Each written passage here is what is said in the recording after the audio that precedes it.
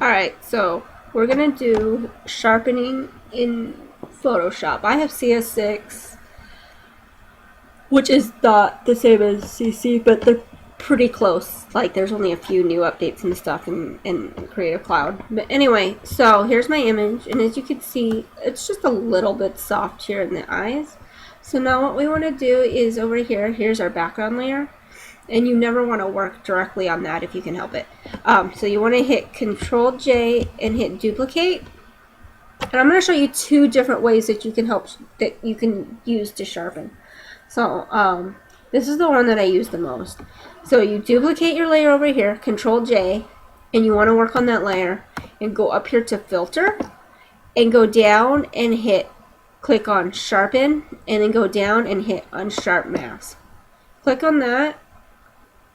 And this box is going to come up.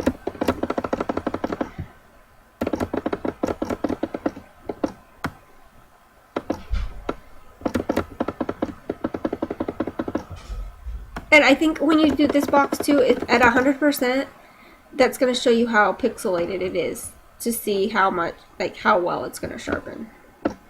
So actually, let's go to her eyes, like that.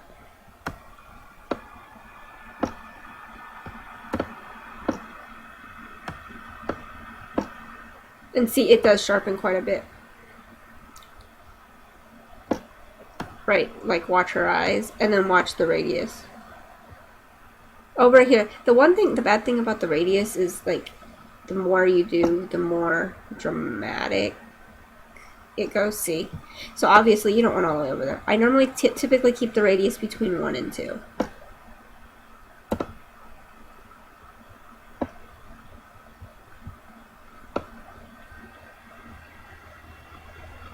And then this is how much you want to sharpen it. So see, here's the amount way over here, and then as you slide it, it gets clearer and sharper.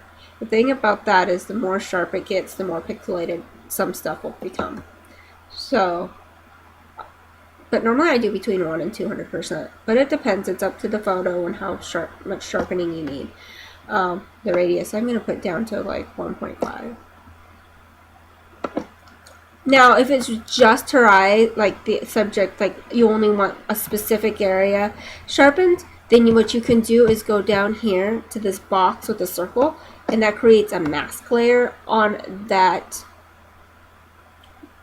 sharpen layer. And then what you can do is go over here to where the brush is, and you can brush off. Let me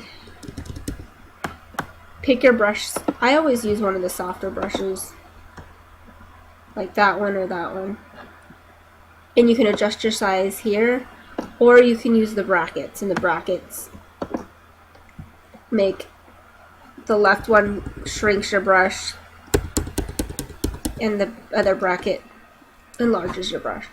So now what you want to do is see down here how you have your two layers, your black and your white. One, you will, if you're on one, it'll brush it back on. If you're on the other, it brushes it off. So let's just say we wanted to do just her eyes. And then you can mess with your opacity too. So then on the black layer, that erases. So then you could do this. And you're not going to see a huge difference. But especially like in the details, like in hair and stuff, is where you can see a lot of the sharpening stuff. So let's just say, let's do that. And over here you can see where all you've painted it off. And let's say you accidentally go on the face, then you can hit X, and that brings the white layer up, and then you can just paint back on. Like that. So I don't know if you can see much of a difference from the video, but there is in the sharpen. And then when you get done, in order to save it, you want to go over to your right click on your background, and then you want to flatten your image, and that puts that together. So now it's all together, and then you can finish doing whatever editing you want. So let me do revert. So now we're restarting over. I'm going to show you a second way that you can sharpen. I really didn't see a huge difference, but you can play around with the sliders a little bit more per picture. It all just depends on how much of a sharpening you want and how much you want it to show up. Just you want to be careful because you don't want it to look over sharp. So now we're going to hit Control J, duplicate your layer, and then now this time you want to go up to Filter and hit go down to Other. This one's a little bit more complicated, but it works and it helps with it shows less noise, but I don't think it shows as much. I think it just depends. And then you come over here, Other, and go down to High Pass. Now it's gonna look kind of weird once you do that. So click on High Pass. Alright, sorry about that. Okay. So this time we're using the high pass, and you're gonna see this gray over here, and that's okay. And at 100%, you're gonna see here what it looks like when you use the slider.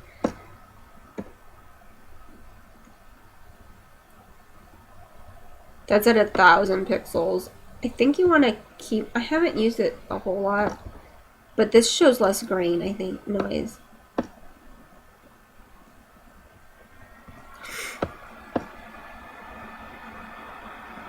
You want to keep it in the lower numbers, like below 5, if I remember correctly.